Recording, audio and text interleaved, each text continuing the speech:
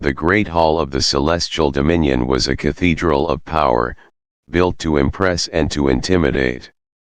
Its walls gleamed like molten glass, their surfaces rippling with faint streams of light as though the stars themselves had been captured and imprisoned within.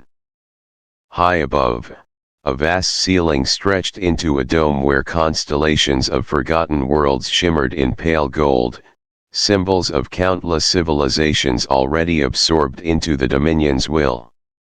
The air inside was cold and still, heavy with the weight of decisions that would change entire histories. Hundreds of alien delegates stood in ordered rows, their bodies as different as their worlds, scaled and furred, metal and flesh, some glowing softly like living embers, others dark and skeletal. Yet they all shared one thing, eyes that held no empathy. They looked upon the galaxy as scholars look upon artifacts, as farmers look upon fields. Life to them was not sacred, it was simply raw material to be measured and owned. One by one, their hands rose clawed, taloned, luminous. There was no argument. No question. No voice of dissent. Each motion was precise, rehearsed, inevitable, as if mercy itself had long been erased from their language. And so it was decided. No one spoke for us. To the Dominion, humanity was not a people. We were a resource, a tool to be used until we broke. They called us less than sentient. It sounded civilized, almost gentle, like a scholar naming a rare animal. But hidden in those words was a cruelty sharper than any blade, for it denied our souls, our stories, our right to exist as more than labor and flesh. I was only 10 when I saw the final vote blaze across the council's hollow sky, 793-0. That number carved itself into my memory like fire in stone. Even now, I can still see it. Then the ships came. They were vast silver titans that swallowed the heavens, their polished hulls reflecting sunlight so intensely that night turned to day wherever they passed. The sky trembled as they descended, humming with alien energy that made the ground itself shiver beneath our feet. I stood in the street, a small boy clutching my father's rough, calloused hands so tightly that my knuckles turned white. Around us, neighbors stood frozen, their faces pale with terror and disbelief. The soldiers who marched past us wore armor like living metal, each step echoing like a drum beat of conquest. Their weapons remained sheathed, for they did not need to fight. The vote had already killed our freedom. A soldier stepped forward and scanned my father. Chains of light sprang from the air itself, coiling around his wrists like serpents. He did not resist. None of us did. My father's jaw tightened, his eyes fixed on mine, but his silence was heavy with words he could not speak. My mother stepped forward too, shaking. The soldier's gaze passed over her, then dismissed her as genetically inefficient. That was the last time I ever saw her. She was taken away swiftly, as if she had never mattered at all. My father was dragged toward the waiting freighter, its great bay door glowing like the mouth of some hungry god. Just before he vanished inside, he turned just once to look at me.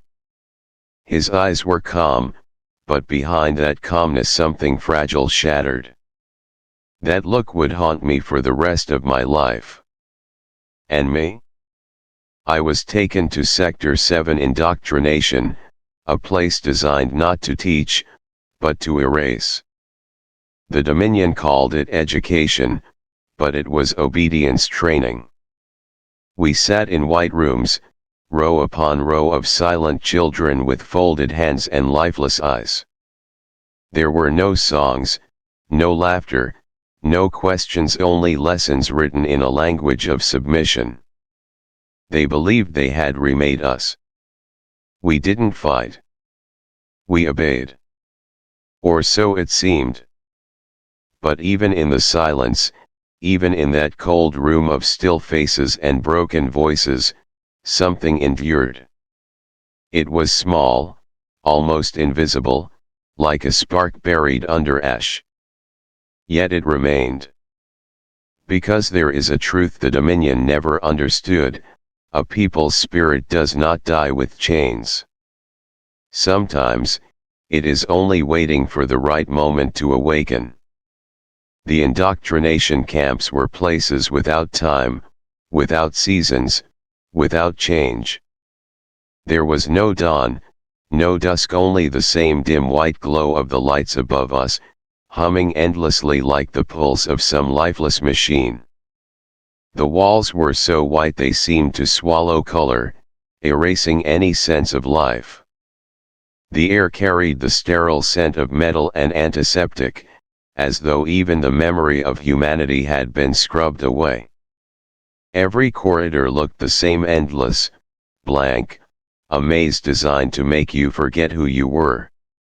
The doors bore no numbers, no names, no marks of identity. It was as if the people inside did not deserve to be remembered at all. We children moved through these halls like shadows. Heads down. Eyes lowered. Our voices gone. We did not speak, not because we lacked words, but because silence had been branded into us until it felt as natural as breathing. Days bled into months. Months bled into years. I grew taller, my hands grew rough, my eyes dulled. My world became wires, circuits, and machines.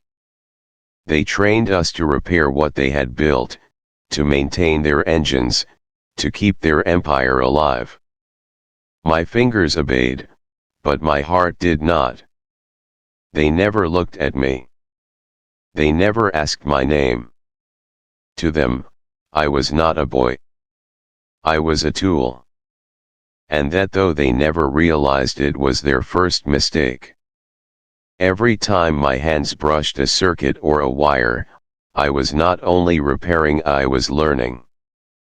I memorized every pattern, every code, every hidden sequence in their machines. I traced their systems in my mind like a map, committing every secret to memory the way a thief hides stolen treasure. The Dominion believed that obedience made us weak.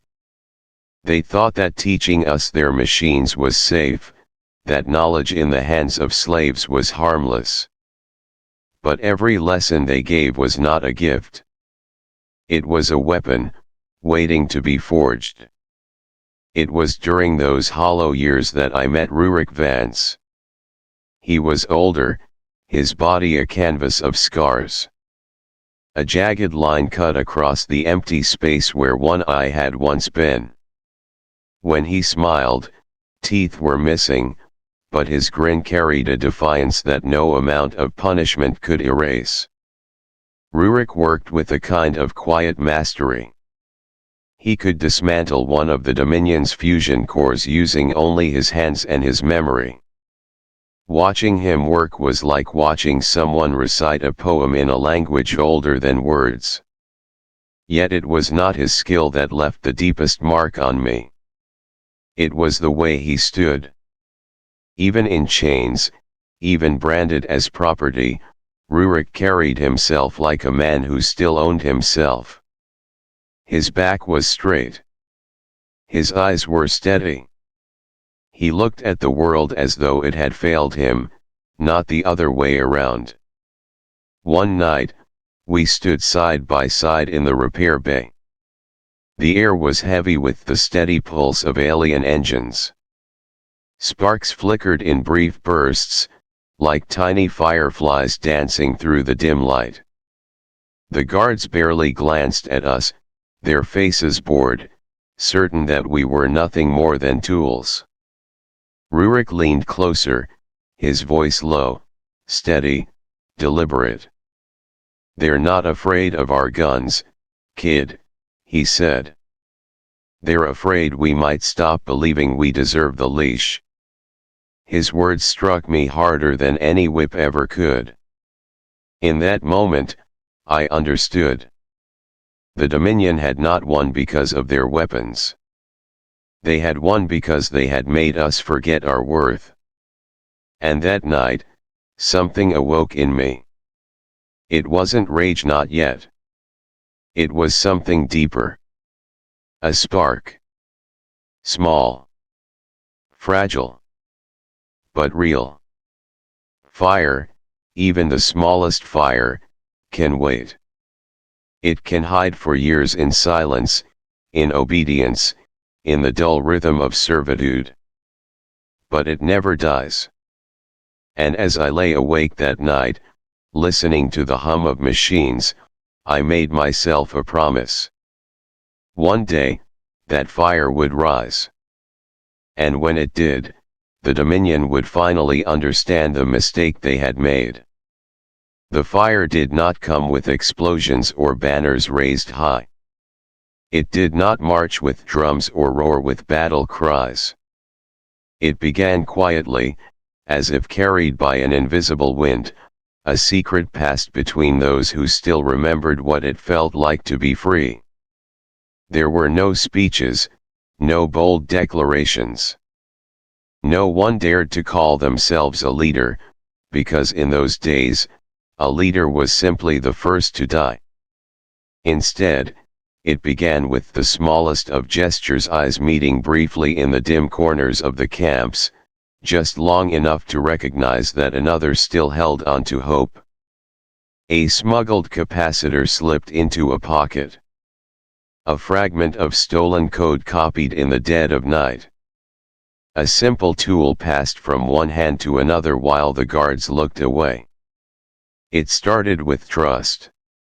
Trust was the rarest and most dangerous thing of all. We had been trained to obey, to survive by betraying each other. The Dominion had made sure that fear was our constant companion, that loyalty was a weakness that could get you killed. But slowly, in silence, bonds began to grow. A scrap of wire shared without a word. A broken data pad quietly fixed and returned. A moment of kindness so small it almost seemed meaningless. Yet these tiny acts were not meaningless. They were the first cracks in the wall the Dominion had built around our spirits. From those cracks, something new began to take root. And soon, a name spread in whispers: Project Aegis. It was not just a plan. It was a promise. A quiet oath passed between those who dared to dream, even if they did not dare to speak aloud. It carried one simple belief: that one day, we would rise. That one day, the Dominion would learn that the human spirit could not be owned. By the time I turned 20, the boy I had once been was gone. Years of silent labor had carved me into something harder, quieter, and far more dangerous. That was the year I wrote my first virus. It was not a weapon as the Dominion understood weapons. It killed no one. It spilled no blood. It simply lied. It slipped into their logistics systems like a shadow, weaving false reports and hidden errors into their networks. It told their fleets they had supplies they did not. It erased the resources they needed most. For 6 months, their perfect order began to unravel and they never even realized why. Sabotage was simple when you were invisible. When you were only worker number 9 to 473, a nameless ghost moving unseen through the flawless machine of their empire. The fire was still small then, hidden deep. But it grew every day. Every stolen line of code. every piece of equipment that quietly vanished. Every act of silent defiance. Each was a single thread. And together, these threads were weaving a fabric stronger than any chain. The Dominion had always believed their power was absolute because they commanded bodies, because they owned labor. But they never understood the deeper truth: chains do not only bind the body, they bind the mind. And when the mind remembers what freedom is, there is no chain that can hold it. The whispers spread. Hope, fragile, faint, but alive, ran through the camps like a quiet current. We were not soldiers. Not yet. But we were awake. And awakening is always the first step before a world begins to change. The first blow we struck was not born in rage. It was born in patience. It did not arrive with fire raining from the heavens or with the thunder of armies. There were no speeches, no banners of rebellion, no drums calling us to war. It came quietly, like a shadow gliding through the night, like a knife sliding between the ribs of an unsuspecting tyrant. Captivity had taught us a bitter truth: survival does not belong to the loud. It belongs to those who wait, who endure, who strike only when the strike cannot fail. And so we waited. The Dominion had built entire worlds devoted to their power archive, planets where rivers of living light carried the knowledge of their empire. Towering spires of crystal and metal pierced the clouds, etched with the records of every law, every decree, every vote that had bound countless species in chains. These were monuments to their arrogance, shrines to their belief that their rule would last forever. Orbiting these worlds, vast defense grids shimmered like cages of energy, flawless and unyielding. They trusted these machines completely, convinced that perfect logic could never betray them. But they forgot one truth: the most obedient servant is always the most dangerous when it finally chooses to turn. We did not bring destruction with bombs or fleets. We turned their own world against itself. For months, a virus quiet as a child's breath slept inside their networks. It grew slowly, twisting deeper into the roots of their systems. Like a serpent hidden in tall grass, it waited for the moment when a single strike would be fatal. And then, with one silent signal, it awoke. The skies above the archive world shimmered as the defense grids faltered. Orbital cannons turned, not outward, but inward. Shields, once meant to protect the Dominion's leaders, folded back like dying petals. Inside the fortified cities, the very individuals who had voted to enslave humanity stood gathered in complete confidence. They believed themselves untouchable, certain that no force could reach them. But when the fire came, it was their own fire. The cities erupted in blinding light as the Dominion's weapons rained down upon them. Towers crumbled, shattering under the weight of the destruction they had built for others. The air filled with screams, echoes of terror that no law or shield could silence. There were no survivors. When the flames dimmed, we sent a single message across the stars, to every world, every outpost, every ship. We remember. We rise. We repay. It was not a plea for freedom. Freedom was no longer what we sought. That day, we stopped asking for justice. We stopped hoping for mercy from those who had shown us none. We no longer sought liberation. We sought balance. History has always taught the same lesson: every empire, no matter how mighty, carries the seeds of its own destruction. The Dominion believed themselves the architects of order, guardians of a civilization built on law. But their laws were cruelty given form, and cruelty always sows its own ruin. From that day onward, we became the harvesters of that ruin. One system at a time. One architect of slavery at a time. We collected the debt they owed. The line we crossed could never be undone. We were no longer victims. We had become the reckoning they never believed possible. And far above, the stars, once silent witnesses to our chains, now burned cold as they watched us answer with fire. Earth was no longer the cradle of life that had once nurtured humanity. The green fields where our ancestors had walked, the blue oceans that had carried their hopes, the gentle winds that had sung their stories, all were gone. What remained was a world scarred by fire and conquest, its surface etched with the memory of chains and war. Cities no longer rose with grace or beauty.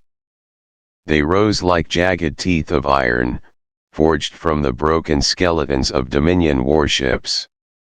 Every tower, every wall, every blade of steel was a declaration: we are still here. We no longer called it Earth.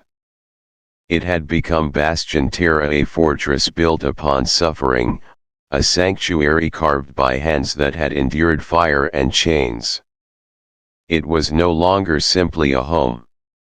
It was a statement, a monument to endurance. A world that had survived the unthinkable and chosen to become unbreakable. Far to the south, beneath the endless white deserts of ice, we found it. Hidden deep within Antarctica, entombed in silence for countless ages, it waited still and patient, as if it had always known we would one day need it. Colossus Prime. It was neither entirely machine nor entirely alive. Its structure defied reason, both alien and strangely familiar. Metal that felt like bone. Bone that pulsed faintly with currents of unknown energy. Strange glyphs spiraled across its surface, glowing softly, as though the symbols themselves breathed. No scholar could read them. Some believed Colossus Prime was a relic from a civilization so ancient that even the Dominion, whose archives spanned eons, had no record of it.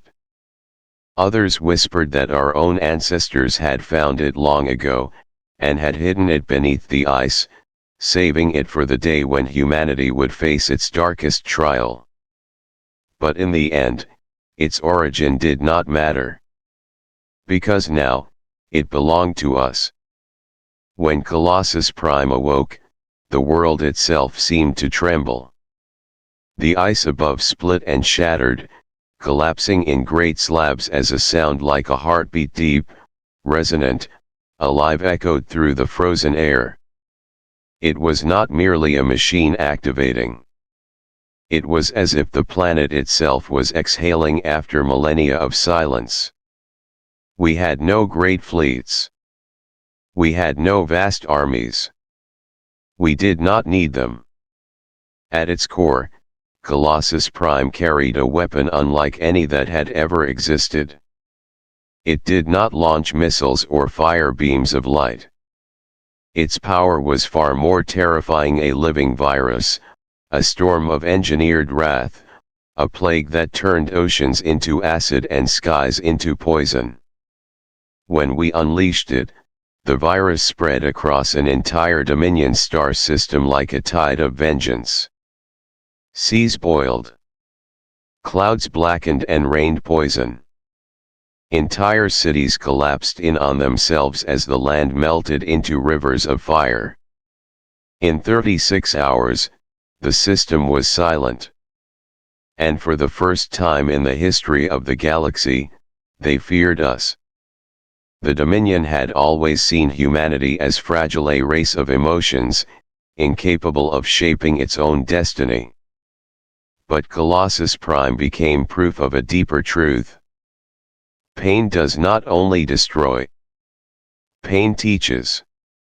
Suffering had not broken us. It had reforged us into something far more dangerous than they had ever imagined. That day, the Dominion understood their mistake. The chains they had placed upon us had not tamed us. They had created something far worse. Because a people who have lost everything and learned to survive are the most powerful force the stars will ever know. Vengeance, once awakened, is like fire in a dry forest. It spreads without thought, without reason, devouring everything in its path. It does not stop to ask who is guilty or innocent. It does not care for justice. It only burns. At first, we told ourselves that our war was righteous. Every strike we made, every life we took, felt like repayment for the horrors done to us. We believed we were restoring balance to a galaxy that had betrayed us. But hatred is a living thing. If left unchecked, it grows. It twists. It changes its shape. And hatred is never satisfied. What begins as justice can easily become hunger. And hunger will always find new prey. From the ruins of our victories, a new shadow emerged. They called themselves the Crimson Veil. They were not the remnants of the defeated. They were not rebels seeking freedom. They were born from our triumph. Warriors who had tasted power for too long, who had drunk too deeply from the well of blood and fire, until they could no longer live without it. To them, I was no longer a leader. They called me a coward. They whispered that my hesitation was betrayal, that my refusal to erase entire species was weakness. To them, mercy was not strength, it was disease. They believed that if we did not burn everything to ash, all we had fought for would be undone. The Crimson Veil did not seek justice. They sought annihilation. They descended upon Dominion colonies like a plague of fire. They came without warning, without mercy. Men, women, children, none were spared. Even those who had risked everything to aid us, who had turned against the Dominion at great cost, were slaughtered. There was no balance in their rage. No reason. Only blind hunger. And then, as all monsters eventually do, they turned their gaze upon us. Their message was simple, carved into the ruins of the cities they burned, broadcast across the stars for all to hear. Mercy is wrought. Burn them all or burn with them. For the first time, I found myself not fighting an alien empire, but hunting my own kind. This war was heavier than any battle I had fought before, not because of its scale, but because of what it meant. These were not faceless oppressors from distant worlds. They were people who had once stood beside me. Warriors who had endured the same chains, the same whips, the same loss. They had believed in the same cause I once did. But somewhere along the way, vengeance had devoured them whole. When we finally met them in battle, there were no pleas for understanding, no chance for words to change their minds. The Crimson Veil had chosen their path, and it led only to ruin. And as I faced them, blade in hand, I saw something in their eyes that terrified me more than any alien fleet ever had. I saw us. I saw what humanity could become if vengeance ruled us completely. That was the cruelest truth of all. The Dominion was no longer our greatest enemy. The greatest danger we faced was what we had become. History had always taught that power corrupts. But suffering teaches cruelty. We had learned to fight back. But we had never learned to stop. And as I led my soldiers against the Crimson Veil, I realized with a hollow heart that this war was not about saving humanity. It was about remembering whether humanity still existed at all. When the last embers of the Crimson Veil died, we believed the war was over. The galaxy lay silent, emptied by years of fire and blood. Entire worlds were nothing more than husks, ash, dust, and broken stone drifting in the cold of space. For the first time in living memory, there were no enemies left to fight. But peace, we soon learned, is not a gift.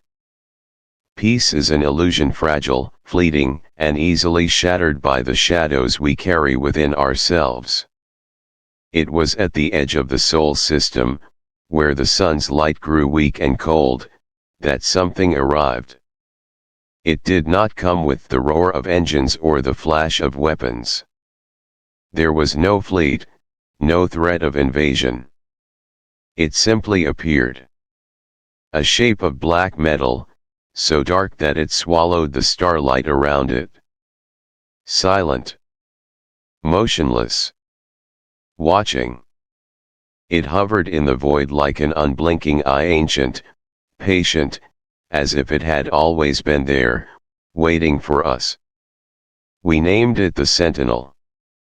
At first, we thought it was debris from some forgotten age, a relic drifting endlessly through the dark. But when our ships approached to study it, something happened that no one could explain. We heard voices. Not through speakers. Not through any transmission. They came from inside us. Whispers, at first soft, impossible to ignore. They grew louder, clearer, until we understood what we were hearing. They were not just human voices. They were the voices of every species we had destroyed, every world we had burned, every life we had taken in the name of vengeance. Some voices begged. Some screamed. Others were fragments of last words, frozen in their final moments of terror. The Sentinel never moved. It never attacked. It simply judged. It was unlike any enemy we had ever faced because it was not an enemy at all. It gave no orders. It issued no demands. It was only there, silent and unyielding, holding something heavier than any weapon, a mirror. For years, we had convinced ourselves that our cause was righteous. We told ourselves that every death was justice, that every system we burned was part of a debt repaid. But as we stood before the Sentinel, the truth became impossible to ignore. We were not liberators. We were not conquerors. We were something far more dangerous, creatures who had learned to destroy and had forgotten how to stop. The Sentinel did not need to fight us. Its very existence was enough. Because in its presence, we were forced to look not at the enemies we had defeated, not at the victories we had won, but at ourselves. And in that reflection, we saw the truth. We were no longer the heroes we once believed ourselves to be. We were the storm. That was the Sentinel's judgment. It gave no punishment, no sentence. It did not need to. Because the greatest punishment of all is to stand before the reflection of your own soul and wonder if you deserve to exist. The Sentinel never spoke in a language we could hear, yet its presence carried meaning heavier than words. It guided us without force, without threat, as if it already knew the path we would take. It led us to a place few remembered, a scar in the earth itself, NYX chasm. Once, It had been a battlefield where weapons of unimaginable power tore open the crust of the planet. The land there had never healed. The chasm was vast and silent, a wound carved deep into the bones of the world. Its jagged walls loomed like the teeth of a dead giant, and the darkness at its heart was so complete that light seemed to die as it fell. As we descended, the air grew colder, heavier, as though the earth itself carried the memory of every crime committed upon it. At the bottom, we found it. A mirror towering, 10 meters high, its surface as smooth as still water, but darker than any night sky. It stood as though it had grown from the stone, an ancient witness waiting for us to arrive. And when we stood before it, the mirror awoke. It did not show our faces. It showed our truth. One by one, visions spilled across its surface. Every city we had burned. Every plea for mercy we had silenced. Every child we had sacrificed for revenge. The images did not fade quickly. They lingered, forcing us to confront what we had become. We had told ourselves that everything we did was necessary, that justice required blood. But in that dark reflection, there were no excuses left, only the weight of every choice that could never be undone. Then came the voice. It was not sound, but thought, resonating inside our minds like a single undeniable truth. Survival is not enough. Choose peace and bury the fire, or burn again. Those words felt heavier than any weapon I had ever held. For years, I had carried my rifle as if it were a part of my own body. But in that moment, I let it fall to my side. For the first time, I understood that winning had never been the same as healing. Bastion Terra dismantled its fleets. The warships that had once blotted out the stars were broken apart, their steel melted and reforged. From those shattered vessels, we built a monument. It bore no names, no heroes, no victories. Only 5 simple words. We remember not to burn again. The sentinel never returned. And yet, even in its absence, strange signs remained. Satellites failed without warning. Across continents, people began to dream the same dreams, visions of burning worlds, of voices calling from the ashes. Perhaps we had passed the test. Perhaps we had not. But for the first time in generations, we began to live not as soldiers, not as executioners, but as people trying to rebuild a world instead of destroy it. Because survival alone is not victory. True victory is when a people, after drowning in war, learn how to build again, how to plant seeds where there was once only ash, how to remember without repeating, and how to live without the fire that once consumed them.